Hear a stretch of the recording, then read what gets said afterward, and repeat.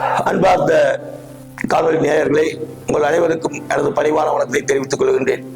சமீபத்தில் நடந்த ஒரு துயர செய்தி ஒன்று வாஸ்து சாஸ்திரத்திலே மிகுந்த ஆர்வமும் அக்கறையும் மிகுந்த ஆய்வுத்திறனும் மனோபலமும் கொண்டிருந்த ரவி ரமணா என்கின்ற பெருந்தகையாளர் தடிகள் ஒரு 57ஆம் வயதிலேயே திடீர் மரணமற்றது.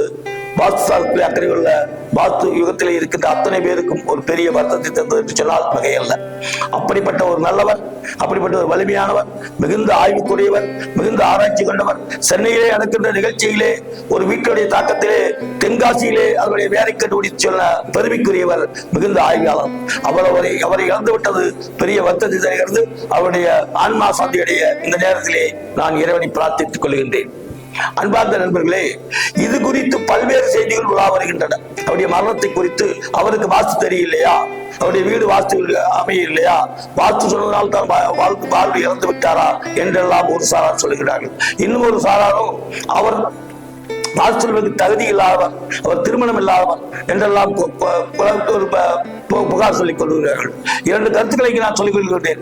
அவருடைய வீடு எப்படி இருந்தது என்று யாருக்கும் தெரியாது. அவர் நமக்கு சொன்ன வாஸ்து மட்டுமே சரியானது, அவர் ஆய்வு மட்டுமே சரியானது. அவருடைய வீடு அவருக்கு இல்லாமல் இருந்திருக்கலாம், அவருக்கு திருமணமாகாமல் இருந்திருக்கலாம், அதன் மேல ஒரு இடத்தில் தங்காமல் இருந்திருக்கலாம். எனவே அந்த அமைப்பு இதில் பொருந்தி வராது. அவருடைய ஆய்வு மட்டுமே நாம் எடுத்துக்கொள்வது நியாயமாக இருக்கும் என்று கருதுகிறேன்.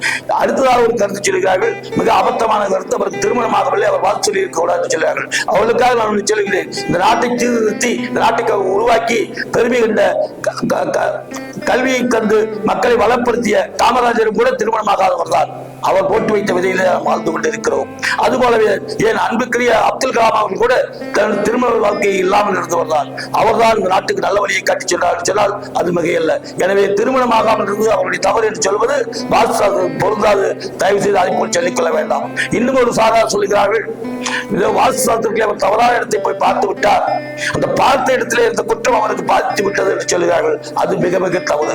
வாஸ்து திருத்துகின்ற சக்தியோடு இருக்கின்ற நாம் வாஸ்து முழுமையாக தெரிந்து கொண்டு நாம் சரியான இடத்தில் இருந்து கொண்டுதான் அடுத்தவருக்கு உதவ போகிறோம். எனவே அடுத்தவருக்கு உதவுகின்ற நேரத்திலே சிரமங்கள் இருக்கலாம், சாய்ப்புகள் இருக்கலாம், இப்படி போன்ற மரணங்களை தராது. எனவே அந்த வார்த்தையும் கூட தயவு செய்து வைக்காதீர்கள். அது அந்த பார்வை கெடுத்துவிடும், சாஸ்திரத்துடைய மரியாதையை குறைத்துவிடும். தயவு செய்து அதுபோன்ற சாஸ்திரங்களை சொல்ல வேண்டாம் என்று சொல்லிக்கிறேன். இன்னும் ஒரு சிலர் சொன்னார்கள், அவரோடு நெருங்கிய தொடர்பு இருந்தவர் கூட, அவரோடு அந்யோன்யமாக பழகி கொண்டவர் கூட அவருடைய இறப்பை யாரும் பெரிதுபடுத்தவில்லை, இறப்புக்காக யாரும் வரவில்லை என்று மிக வருத்தப்பட்டார்கள். அவருடைய வருத்தம் நியாயமாக இருந்தாலும் கூட இறப்புக்காக வரவில்லை என்பதிலே பல்வேறு தத்துவங்கள் உணர்ந்திருக்கின்றன. உங்களை பொறுத்த யோசித்து பாருங்கள், ஒரு குழந்தை பிறக்குமானால் அந்த தாயும் தரப்பும் யாரோடெல்லாம் தொடர்பு இருக்கிறார்களோ, தாயும் தரப்பும் யாரோடெல்லாம் உறவாக இருக்கிறார்களோ, தாயும் தரப்பும் யாரோடெல்லாம் பழகி இருக்கிறார்களோ, அவர்கள் தான் அந்த குழந்தையை பார்க்கிறார்கள். குழந்தை பிறப்பு கொண்டாடப்பட வேண்டும் என்றால் தாயும் தரப்பும் சீராக வாழ வேண்டும்.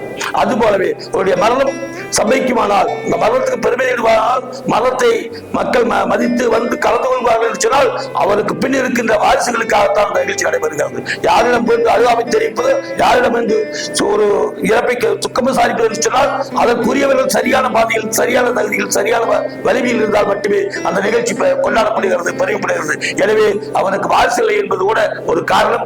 மேலும் இன்னொரு காரணத்தை கூட இங்கே கூற வேண்டும். அவருடைய குடும்பத்தினருக்கு எந்த அளவு தொடர்பு இருந்ததோ அந்த அளவுக்கு அங்கே வந்திருப்பார்கள். அதற்காக அது வருத்தப்படுவதற்கு ஒன்றுமில்லை. மாறாக மாணாக்கர்கள், அவருடைய கல்வி வைந்தவர்கள், அவருடைய பாடம் எடுத்துக் கொண்டவர்கள், அவருடைய வாஸ்து பற்றி பயன்படுத்தி எல்லாம் வரவில்லை என்று ஒரு வருத்தி சொல்வார்கள். அது தவறு. யாராலும் ஒரு டாக்டரோ அது போன்ற இது போன்ற துறைகளில் இருப்பவர்கள் எல்லாம் தினசரி ஆயிரக்கணக்கான நூற்றுக்கணக்காக சந்திக்கிறார்கள். அத்தனை பேரும் அவர்கள் பின்தொடர்ந்து பயணிக்கவில்லை. அதுபோல வாஸ்து சாஸ்திரத்தை பொறுத்தவரை நாம் வாஸ்து சாஸ்திரத்தை பார்த்திருக்கிறோம், அவர்களுக்கு நல்வழி காட்டுகிறோம். அந்த அவர்களுக்கு உருவாக்கப்பட்ட அமைப்புக்கு, அவளுக்கு உருவாக்கப்பட்ட கட்டணத்துக்கு நாம் ஒருவர் மட்டுமே வாஸ்து சாஸ்திரம் மட்டுமே பொறுப்பல்ல.